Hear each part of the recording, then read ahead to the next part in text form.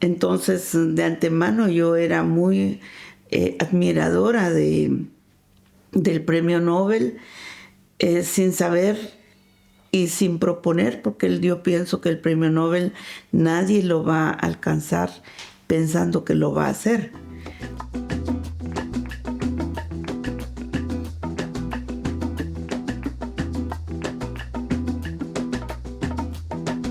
Cuando uno ve el premio Nobel, ve otros ojos, otras miradas, otras experiencias. Y en particular, yo me inspiré muchísimo de la historia de Martin Luther King, la historia de Madre Teresa de Calcuta, la historia de personajes que uno al final dice, si ellos pudieron romper tantos obstáculos, podría yo romper esos obstáculos. O sea, como que uno de joven puede ver que una persona hace cambios y si somos muchas personas podríamos hacer un cambio más allá de lo que estas personas hicieron. Lo que sí, yo había trabajado muchísimo con un número muy importante de jóvenes indígenas del continente nuestro. Habíamos levantado la campaña de los 500 años de resistencia popular, indígena y negro, que era una campaña continental, donde estaban muchos ilustres personajes como Nina Pacari, Mirna Cunningham, Noel Pocaterra, estaba Evo Morales, era muy joven Evo Morales. Éramos todos muy jóvenes en la región y lanzamos una campaña enérgica en contra del quinto centenario, en contra de la colonización, pero también para enaltecer la lucha y la vida de los pueblos indígenas. Y entonces sentía que si nos daban el premio Nobel, pues había muchos, más de una docena de hermanos nuestros que merecían el premio Nobel porque eran casi mis maestros, pero también mis compañeros de trabajo y de lucha.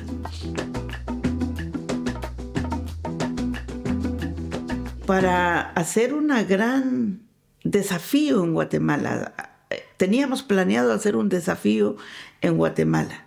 Y entonces yo regresé a Guatemala como 3, 4 de octubre y empezamos a recorrer algunas áreas donde yo podía llegar sin mayor riesgo de perder la vida.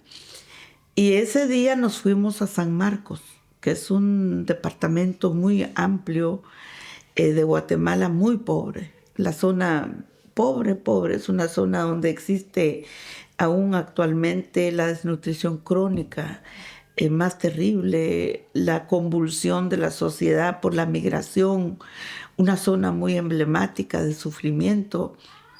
Y nos fuimos a San Marcos.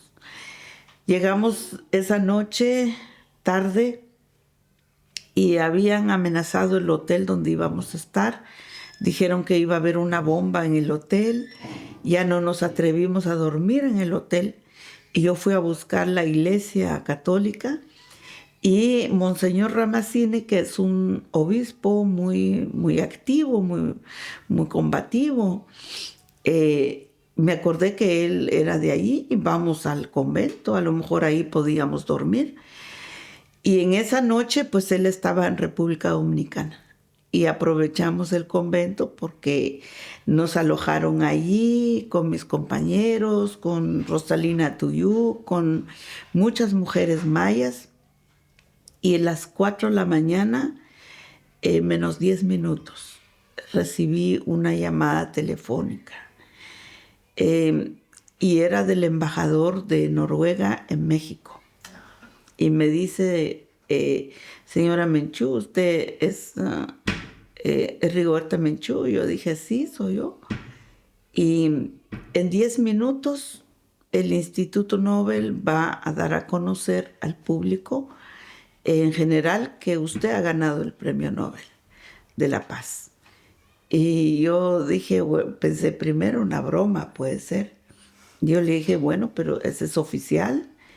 Y me dijo, no, soy embajador de de Noruega en México. Soy el embajador, me dice. Sí, señor embajador, pero esto es oficial. Y yo todavía dudando si era... Sí, me dice, esto es una comunicación oficial. Y usted ha ganado el Premio Nobel de la Paz. A las 10 de la mañana en Oslo se va a dar la conferencia de prensa para que usted se prepare para recibir el Premio Nobel. Yo creo que de hecho de ser joven, recibir el Premio Nobel era un gran privilegio. Pero luego la soledad. Pienso que la soledad es uno de los siguientes trabajos, donde parece que todo el mundo te da una atención pública, pero al final estás completamente solo. ¿Qué voy a hacer con esto? ¿Qué voy a hacer con esto? Entonces, cuando más se piensa en la familia, yo realmente sufrí la etapa con la familia, porque yo decía, ¿dónde estarán mis hermanos? ¿Estarán bien? Y si ellos no eran famosos antes del Premio Nobel, ahora que nuestro nombre trasciende en el mundo, ellos no sé si van a vivir, si los van a encontrar, si estaban escondidos, si estaban vivos. O sea, porque yo tenía a mi hermana Anita, no sabía dónde estaba. Mi hermano Nicolás no sabía, y sus hijos eran muchos. Mi hermana Lucía, que no sabía dónde estaba. Entonces yo sentía que era el momento de pensar en ellos. O sea, decir, ¿dónde andarán? ¿Dónde están? ¿Qué harían ellos? Y más el temor porque es cierto, yo casi que estaba convencida que mi madre había muerto, o tal vez estaría muerto, porque había sido secuestrado muchos años atrás. Pero nace la duda en ese momento que si no está muerto, esto es el momento que lo van a matar. O sea, ese temor. Por eso yo pienso que la historia psicosocial de una violencia es mucho más cruel que el momento en que pasó, si mataron a la persona, si apareció sus restos, si se le dio un entierro digno. Es más fácil que cuando tus seres queridos no sabes si están desaparecidos, están vivos, están muertos, y si están vivos, ¿qué puede pasar con ellos? ¿Verdad? Entonces eso todavía yo lo sentí en el momento de saber que mi nombre iba a ser un nombre público, que muchos adversarios en la guerra les gustaría muchísimo hacer una ofensa a lo más profundo de un ser humano, y que iba a ser una estigmatización porque yo había trabajado mucho por los derechos humanos, había exigido mucho esclarecimiento a las víctimas, y por fin era un resarcimiento a mi propio ser como persona, pero el temor era inmenso. Entonces no sabía qué hacer,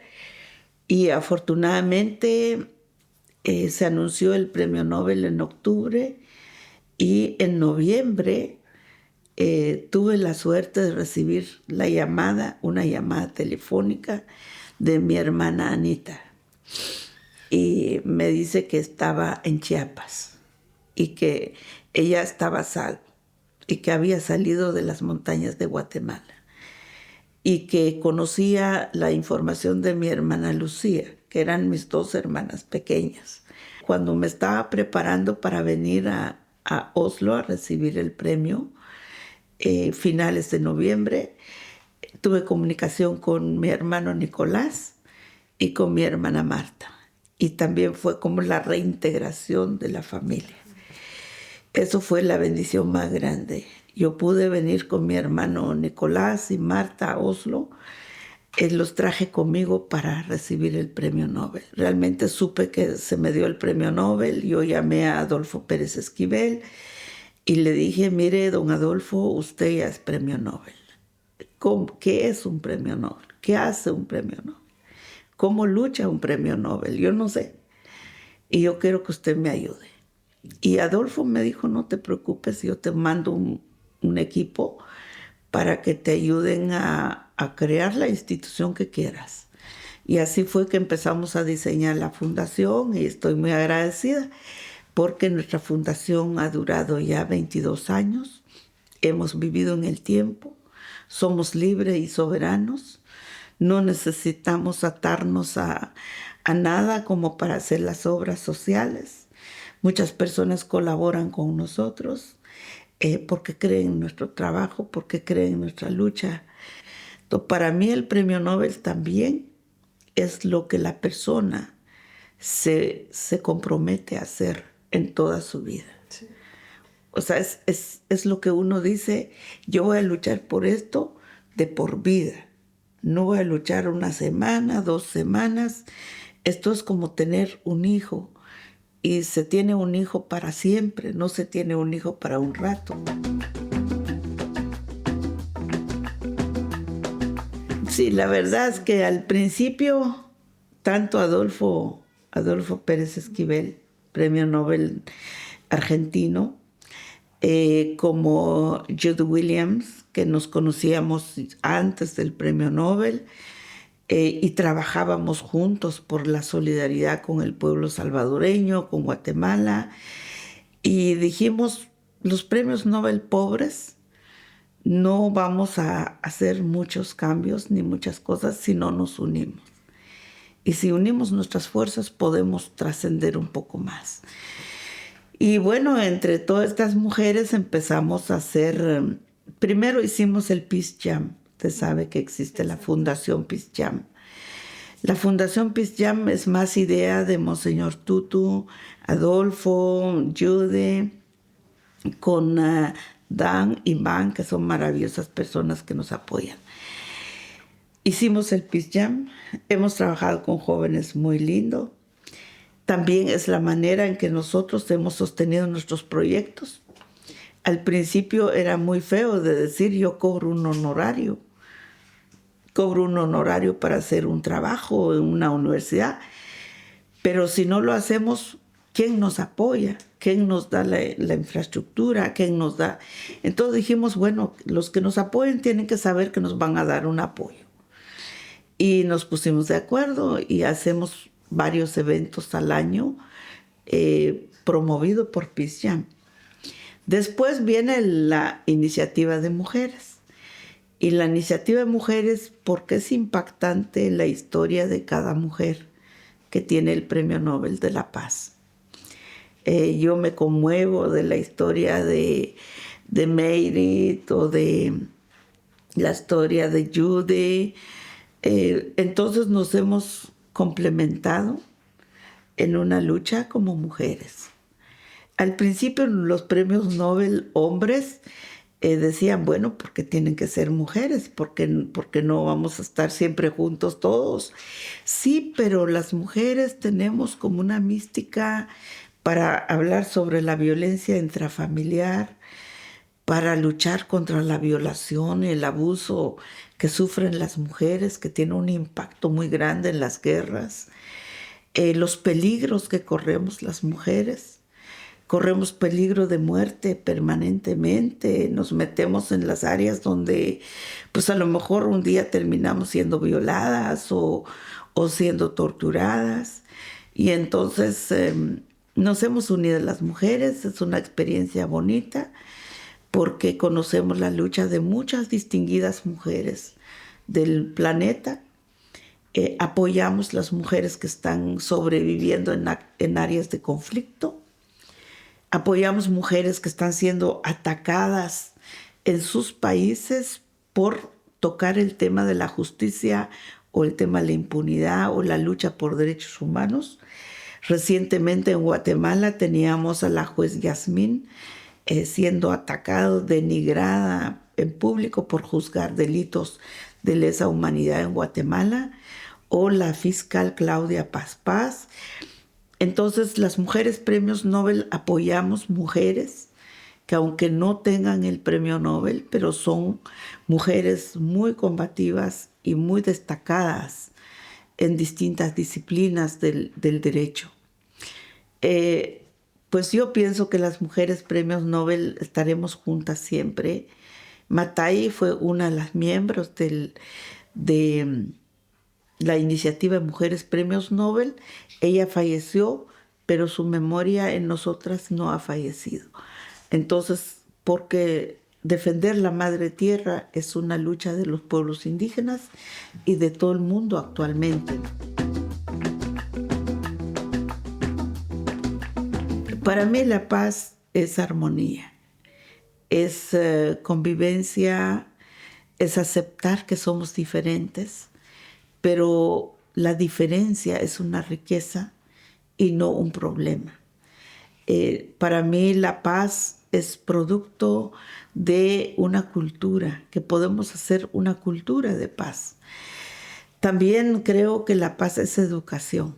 Si las personas estamos educados de principios y de valores comunes de la humanidad, nunca vamos a avalar una guerra, porque la guerra lo que genera es más violencia y es más utilización de recursos.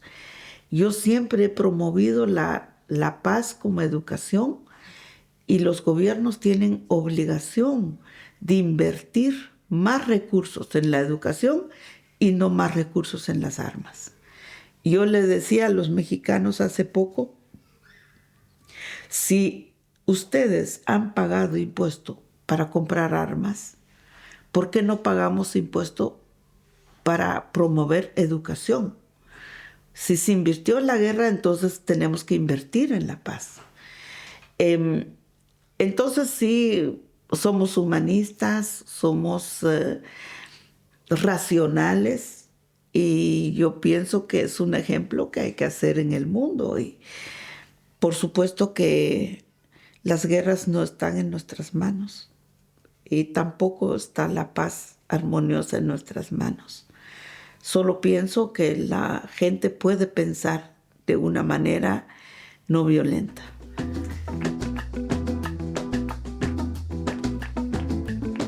Pues hoy la juventud es moderna, maneja las dos cosas, tiene la tecnología y tiene el ser humano. Y yo pienso que la juventud debe cultivar las dos cosas. Debe ser un excelente ser humano con sentimientos, con oídos, con palabra para poder dialogar, para poder ser humano. Y tiene la tecnología para conocer, para trascender en la comunicación, en la articulación, en la construcción del bien común. O sea, creo que los jóvenes deben participar. Nadie puede cambiar las cosas desde una posición neutral. Tiene que ser activo, propositivo. Si su vocación es ser un joven alcalde, que sea un joven alcalde, un joven gobernador, un joven juez, un joven... debe ser un joven empresario, pero que la empresa no sirva solo para acumular dinero y matar a tanta gente por el oro y la plata. O sea, sino tiene que proyectar de otra manera. Yo creo en el ser humano. Y la juventud tiene en sus manos elegir el mundo que quiere construir, porque no necesariamente tiene que seguir los pasos que ya se han dado. Lo que sí es cierto, hay que fortalecer el Estado. Yo siempre digo que el Estado es el sistema que hemos escogido, pues hagamos que ese sistema funcione. Y solo va a funcionar si hay gente buena adentro de ese sistema. Y si no, pues cambiemos para que se hagan mejores. Pero la juventud tiene muchas opciones. Yo no estoy con los jóvenes que son aburridos, que no hablan, que son tímidos, porque yo creo que está en nuestras manos no ser aburridos, no ser tímidos, sino ser creativos. Afortunadamente, muchos jóvenes que yo encuentro en camino son los mejores hijos de esta humanidad. Son los que tienen más preguntas, son los que responden sus propias preguntas, son los que hacen un trabajo manual. El trabajo manual nos ayuda a crecer. Saber hacer un trabajo manual hoy por hoy es una bendición. Bueno, y yo no quiero imponer mi mentalidad maya, pero la mentalidad maya es necesario para la humanidad. Entonces, que sean complementarios, sean recíprocas. No piensen que el hombre manda más o la mujer más, sino existe una relación de dualidad y de complementariedad. Entonces, depende mucho de la oportunidad que tiene un joven de participar y de construir su propia misión social.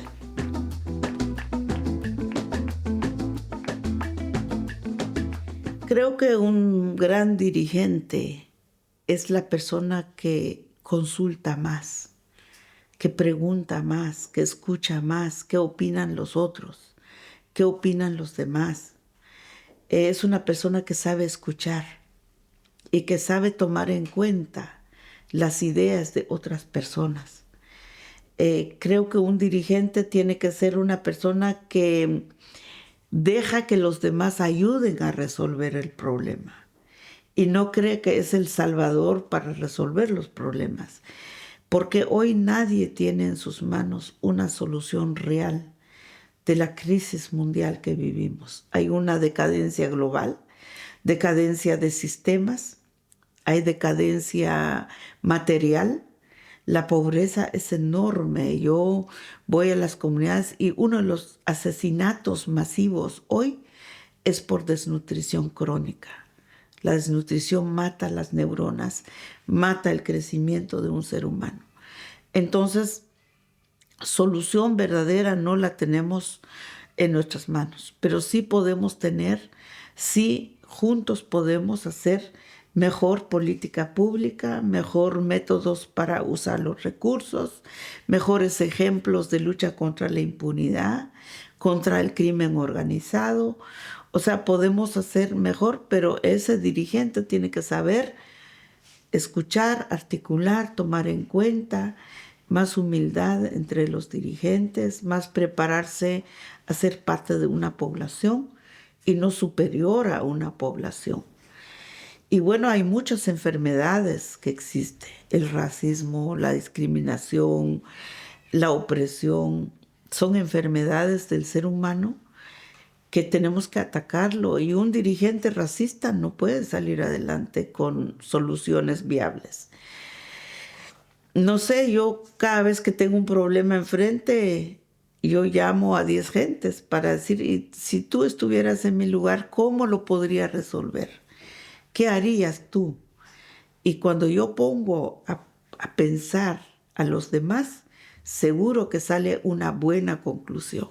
Entonces pienso que ser más tolerante con lo que no conocemos, para no ser un radical ciego que nos lleve a una avalancha de oscuridad. Bueno, yo soy política también, y yo creo que los políticos les falta mucho coherencia.